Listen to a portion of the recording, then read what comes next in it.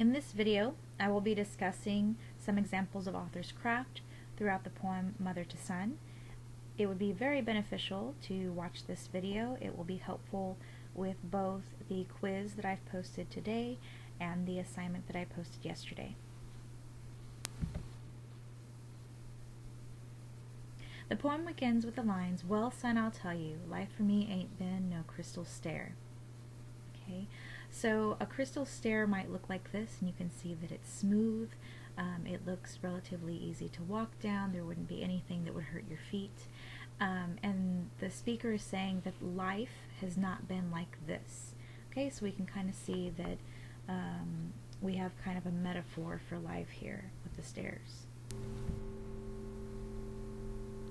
It's had tacks in it, and splinters, and boards torn up, and places with no carpet on the floor. There.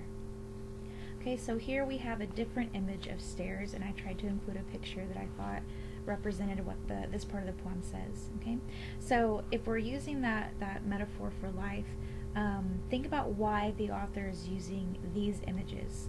So the stairs that the speaker is talking about, or that they've had to climb, have tacks or little nails in them. Splinters, so actually pieces of wood that could get stuck in you, and it hurts, and that stays with you unless you find a way to remove it. Boards torn up. If you're trying to climb stairs and the boards are torn up, that would make it difficult to climb. And places with no carpet. Carpet is softer, it cushions your foot as you're walking, but the stairs that the speaker is metaphorically climbing doesn't have carpet. And so I want you to think about why the author's using that image those images to describe the stairs that our speaker is metaphorically climbing. We've got an anaphora here, the repeated "and" at the beginning of those three lines to kind of create some rhythm here.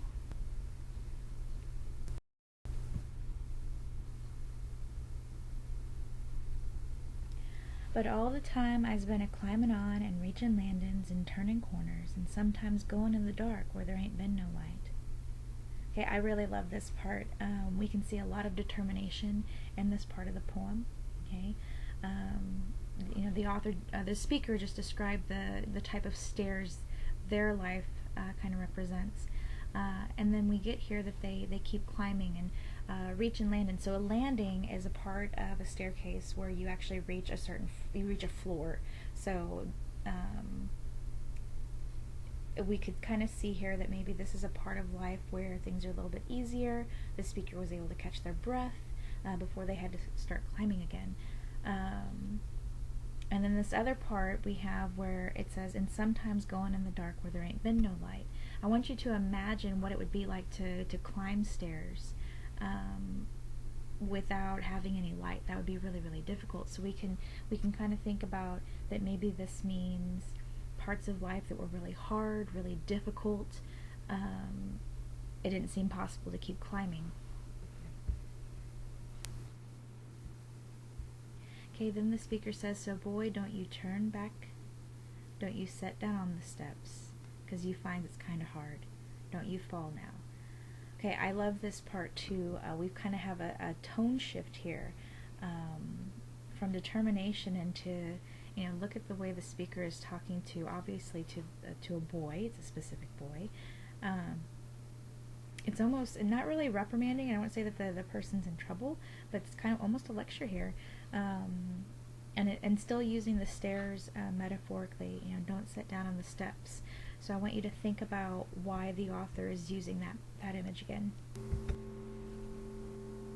And then the poem ends with, "For I's still goin', honey, I's still climbin', and life for me ain't been no crystal stair." So we have a repetition of "life for me ain't been no crystal stair" here. Okay, so that repetition means that this line is important for us to remember. Okay, and again we kind of have a tone shift from the lines that we just read, and I want you to think about how the tone kind of changes. It changes a little bit in here.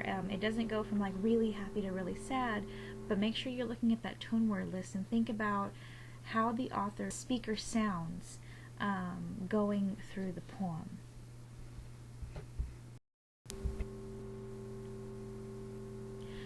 one of the questions that I asked you in yesterday's assignment, and this might come up on the quiz that I posted today, is whether or not the poem has rhyme or meter. So if you didn't look at your genre notes, rhyme, you guys know what that is. It's the repeating of similar or the same sounds at the end of certain lines, and poems can have different rhyme schemes. So I want you to think about, does this poem have a rhyme scheme? Does it rhyme throughout? Okay, and then meter is when a poem has some kind of rhythm to it. So the example that I used when I taught meter to you guys was, all I could see from where I stood was 3 long mountains and a wood. And it does have kind of a rhythm to it. Remember, we were clapping to it. We said, all I could see from where I stood was 3 long mountains and a wood. So it kind of has, you're able to clap along to it. So see if you can clap along with the poem, Mother Design, to decide if it has rhyme or meter. Okay, in the video before you were to read the poem, I told you to look for patterns. And probably the most reoccurring pattern in here is the language, the syntax, or the slang that the author has chosen to use. Words like eyes and a climmin' and reachin' landings, turning corners, okay? Those kind of things, that kind of dialect that the author is including are certain patterns that he's choosing to use. So I want you to think about why he chose to use that dialect in this poem.